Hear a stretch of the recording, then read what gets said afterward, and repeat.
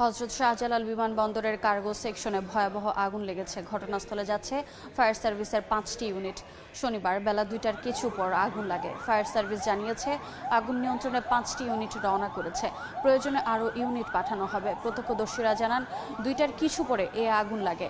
অল্প সময়ের মধ্যেই বেড়ে যায় আগুনের মাত্রা।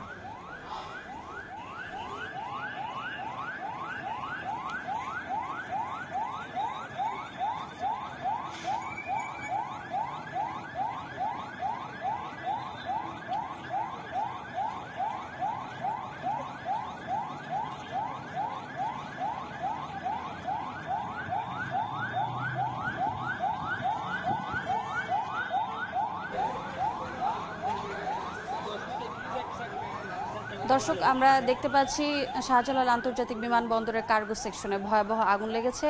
ইতোমধ্যেই ফায়ার সার্ভিসের 5টি ইউনিট ঘটনা